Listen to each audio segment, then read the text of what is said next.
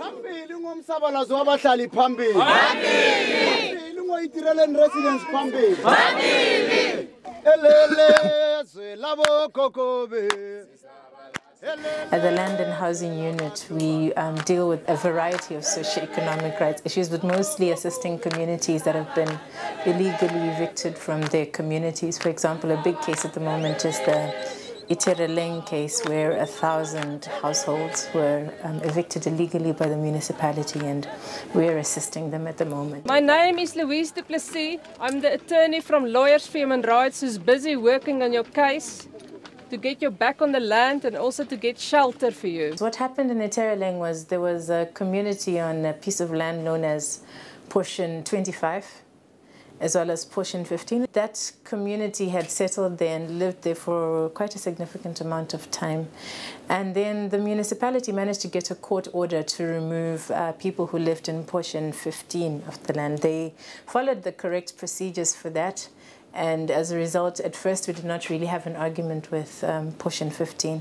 But then when they were evicting people on Portion 15, that is tearing down their shacks and getting them off their land, they also took advantage of the opportunity to also tear down a bigger portion of land right next to that, which was Portion 25, and that is the place where nearly 1,000 people lost their homes. The evictions were too violent.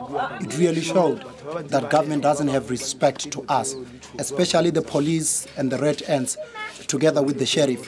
What they were doing, they were harassing people. People's materials were taken, and then at the end of the day, people were left stranded, homeless. One of the representatives of the community showed me an area where they were sleeping. It looked like an old sports field where people just lined up and slept. And there were children in there and many people who were staying there. It was just suddenly just waking up one morning and you're sleeping in the rain, because this is the rainy season as well in South Africa. So it was just, yeah, it was a very sad situation. They never warned us before. It was just a surprise. This whole place was filled with police, like they came to arrest the criminal. They were all armed. This is where I am sleeping. And then, even though it's raining, he's forced to use whatever he has. It's either a plastic or anything in order to try and cover himself. He's sleeping with 2 kids here. And then the other 3 kids, unfortunately, they cannot fit all of them in here. And then he's afraid because of anything that can happen. Now he had to ask other people this side and this side so that they can keep his kids for him.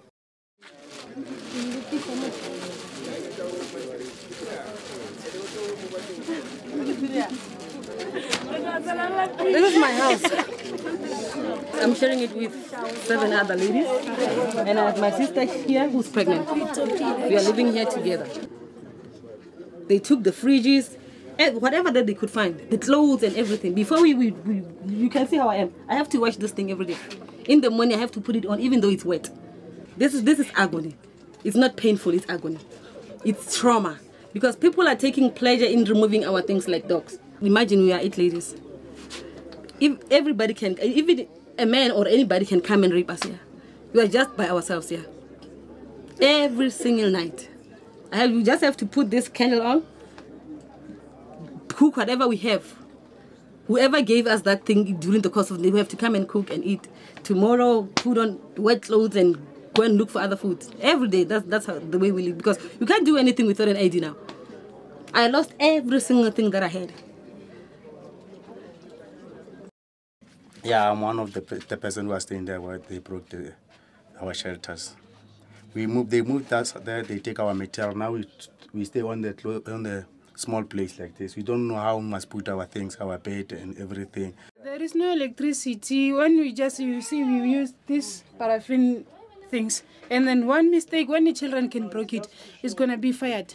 All the house is going to be burned because we don't have electricity. We don't know how to cook. When we cook, we must go to the shop and buy the paraffin. If you don't have the money for the paraffin, which means you'll sleep not eating. And we're essentially trying to get a court order to prevent well, since it had already happened, it was more like getting the people reinstated onto their land and getting alternative shelter since they had torn down where the people were living.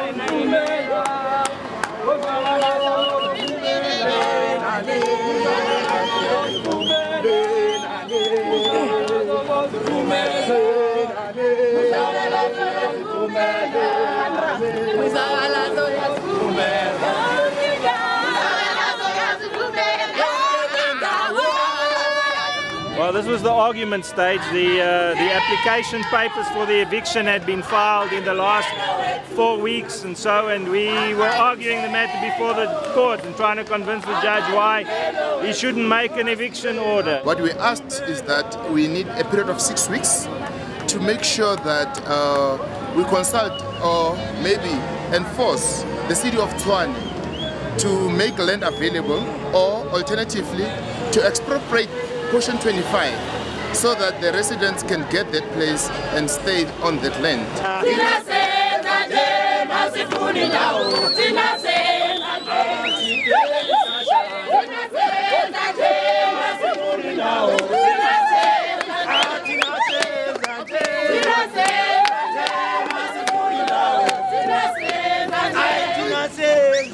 Tina